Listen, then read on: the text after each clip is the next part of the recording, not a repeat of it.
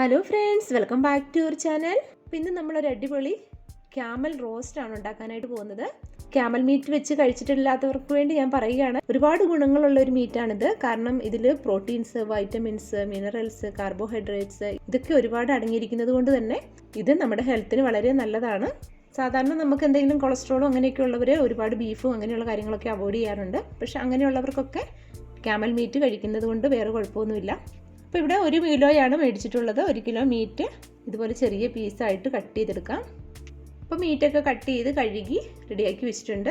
പിന്നെ ഇത് ഉണ്ടാക്കാനായിട്ട് തുടങ്ങാം. ചാറിലേക്ക് ഒരു ചെറിയ പീസ് ഇഞ്ചി, 4 വെളുത്തുള്ളി, ഒരു പച്ചമുളക്. ഈ പച്ചമുളക് നന്നായിട്ട് തന്നെ എരിവുള്ളൊരു പച്ചമുളകാണ്. 1 ടീസ്പൂൺ കുരുമുളക്, 1 ടേബിൾ സ്പൂൺ മല്ലി, ഒരു ചെറിയ പീസ് കറുവാപ്പട്ട, 1 ടീസ്പൂൺ പെരിഞ്ജീരകം, 1/2 ടീസ്പൂൺ നല്ല ജീരകം, 5 ഗ്രാമ്പൂ, 2 ഏലക്ക, 1 തണ്ട് കറിവേപ്പില. ഇത്രയും സാധനങ്ങളും കൂടി എല്ലാം ഒന്ന് അരച്ചെടുത്തുകൊണ്ട് വരാം. ഒരല്പം വെള്ളം ചേർത്ത് നന്നായിട്ട് പേസ്റ്റ് പോലെ അരച്ചെടുക്കണം. ഇപ്പോൾ ക്യാമൽ മീറ്റിന് കുറച്ച് വേവുള്ളതാണ്. ഫൈബർ കണ്ടൻറ്റ് അടങ്ങിയതും കൂടിയാണ് ഈ ക്യാമൽ മീറ്റ്. അപ്പോൾ ഇത് വെന്ത് വരാനായിട്ട് കുറച്ച് സമയം എടുക്കുന്നത് കൊണ്ട് ഞാനിത് കുക്കറിലിട്ടാണ് വേവിച്ചെടുക്കുന്നത്. അപ്പോൾ കുക്കറിലേക്ക് ഇട്ട് കൊടുക്കാം. ഇനി അതിൻ്റെ കൂടെ അരച്ചെടുത്ത ഈ കൂട്ടും കൂടി ചേർത്ത് കൊടുക്കാം. ഇതിൻ്റെ ഒപ്പം തന്നെ 1/2 ടീസ്പൂൺ മഞ്ഞൾപ്പൊടിയും, ആവശ്യത്തിനുള്ള ഉപ്പ്, 4 ടേബിൾ സ്പൂൺ തൈരും ചേർത്ത് കൊടുക്കണം. ഇനി ഇതെല്ലാം കൂടി നന്നായിട്ട് മിക്സ് ചെയ്തെടുക്കുക. നമ്മളിതിൽ വേറെ വെള്ളമൊന്നും ചേർക്കുന്നില്ല. ആ തൈര് കൊണ്ടാണ്. ഇപ്പം തൈരിൽ ഒരുപാട് വെള്ളമൊക്കെ ഉള്ള തൈരാണെന്നുണ്ടെങ്കിൽ നമ്മൾ ചിലപ്പോൾ നാട്ടിൽ നിന്നൊക്കെ ആണെങ്കിൽ അറിയാം, തൈരിൽ ആ തൈരിങ്ങനെ മേളിലും വെള്ളം ഇങ്ങനെ താഴെ ഊറിക്കിടക്കും. അപ്പോൾ അങ്ങനെയുള്ളപ്പം വെള്ളം ഊറ്റി കളഞ്ഞതിന് ശേഷം വേണം നമ്മൾ തൈരെടുക്കാനായിട്ട്. ഇത് നന്നായിട്ട് മിക്സ് ചെയ്തതിന് ശേഷം വേവാനായിട്ട് വെക്കാം. അപ്പോൾ ആ മീറ്റൊക്കെ വെന്ത് റെഡിയായി വരുന്ന സമയം കൊണ്ട് അതിനുള്ള സവാളയൊക്കെ വഴറ്റിയെടുക്കാം.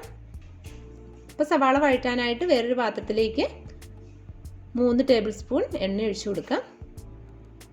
അപ്പോൾ എണ്ണ ചൂടായി വരുമ്പോഴേക്കും 1 ടീസ്പൂൺ കടുക് കൂടി ചേർത്ത് കൊടുക്കാം. ഇതിലേക്ക് ഒരു വലിയ സവാളയാണ് ചേർത്ത് കൊടുക്കുന്നത്. ഈ സവാള ഒക്കെ ഇനി നന്നായിട്ടൊന്ന് വഴന്നു വരണം. ഈ സവാള വഴറ്റുന്നതിൻ്റെ കൂടെ തന്നെ ഒരു വറ്റൽമുളക് കൂടി ഇട്ട് കൊടുക്കാം. ഈ സവാളയൊക്കെ നന്നായിട്ട് വഴന്നു വന്നിട്ടുണ്ട്. അപ്പോൾ ഈ വഴറ്റിയെടുത്ത സവാളയിലേക്ക് 1 തണ്ട് കറിവേപ്പില കൂടി ഇട്ട് കൊടുക്കണം. അപ്പോൾ ഈ വഴറ്റിയെടുത്തത് കൊണ്ട് തന്നെ ഇനി ലോ ഫ്ലെയിമിലേക്ക് വെക്കാനായിട്ട് മറക്കരുത്. ലോ ഫ്ലെയിമിൽ വെച്ചതിന് ശേഷം ബാക്കിയുള്ള മസാലകൾ കൂടി ചേർത്ത് കൊടുക്കാം. 1 ടേബിൾ സ്പൂൺ മുളക് പൊടി, 1 ടേബിൾ സ്പൂൺ മല്ലിപ്പൊടി, 2 ടീസ്പൂൺ ഗരം മസാല. ഇനി ഇതിലേക്ക് ഒരു പിടി മല്ലിയില കൂടി ചേർത്ത് കൊടുക്കാം.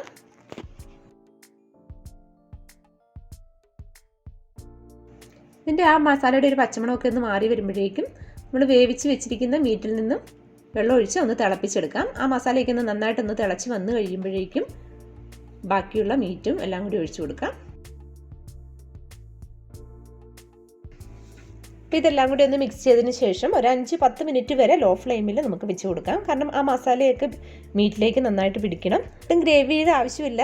റോസ്റ്റ് ആയതുകൊണ്ട് തന്നെ ഞാൻ ഈ ചാറൊക്കെ ഒന്ന് വറ്റാനായിട്ടും വെയിറ്റ് ചെയ്യാണ്.